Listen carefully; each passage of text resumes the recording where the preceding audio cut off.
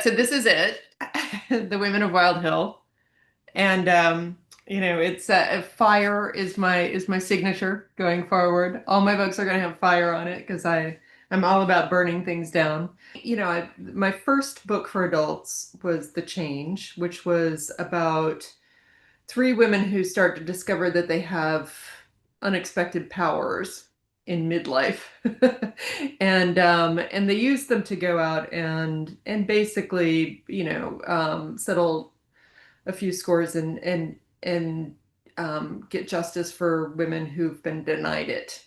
And so I loved it was a great little it was set in a town called Maddock, which is a fictional town on the tip of Long Island. And I created this kind of weird little world. I often say if Marvel can have a universe of superheroes, I can have a universe filled with middle-aged witches.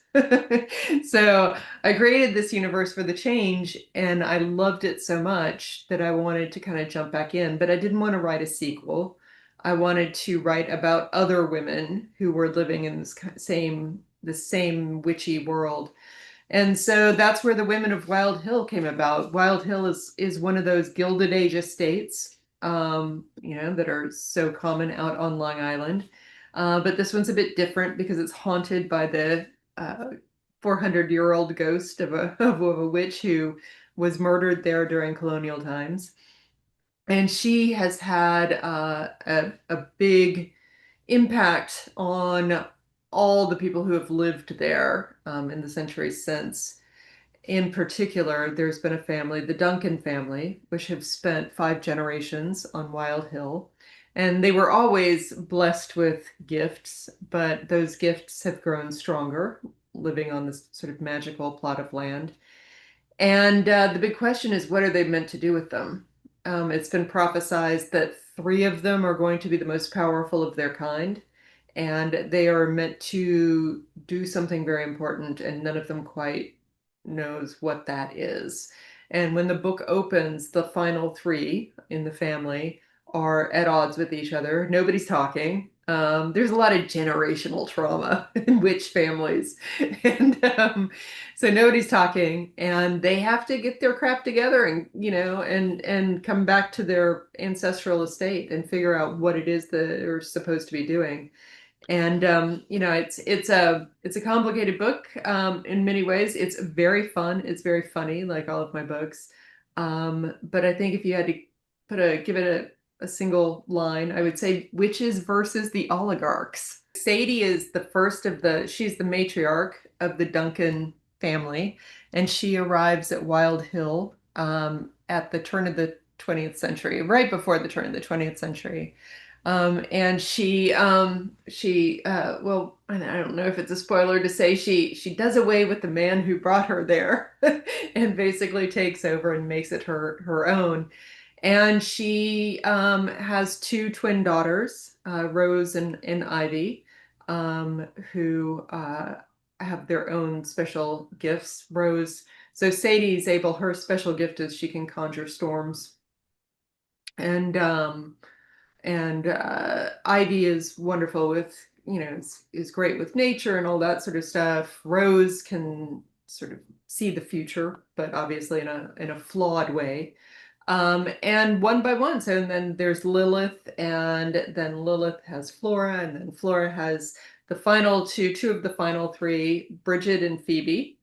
And they, together with Phoebe's daughter Sybil, are the ones who've been prophesized to be kind of the three, because in witch lore there's always a three, and in the book it talks about why there's always a three and what it means. And so they are the final three who are meant to turn the tide.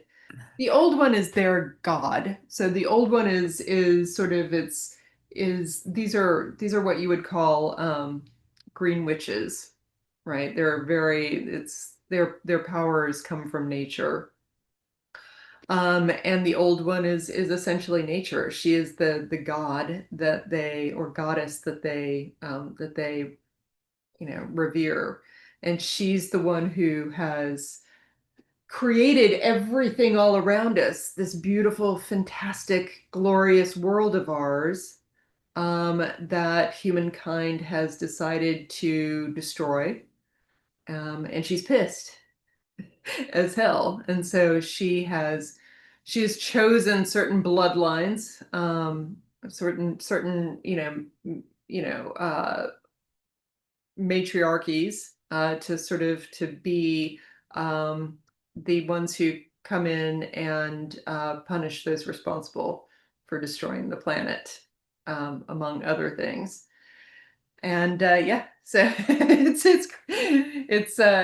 very crazy, but it gives you a bigger sense of, in the change, it's all about, women discovering their power and putting it to use. And in the Women of Wild Hill, it sort of takes a step back and you see kind of the bigger picture, why women are gaining these powers, what they're meant to do with them.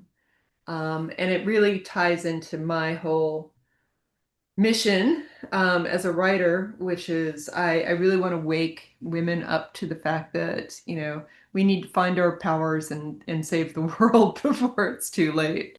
No, I think I had the powers first and everything kind of came from that. But, I think that in terms of the kind of the action scenes and that sort of stuff, I swear, I'm a very, very nice person who rarely breaks the law in real life, but I love murdering people in my books, and I feel I'm really, really good at it.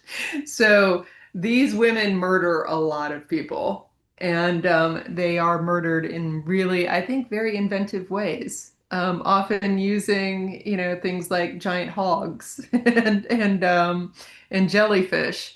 So it's nothing I have personal experience with. I've never even gotten a speeding ticket in my life, but I do very much enjoy making bad guys bite the dust. So it's a great thrill to be able to do that in my books.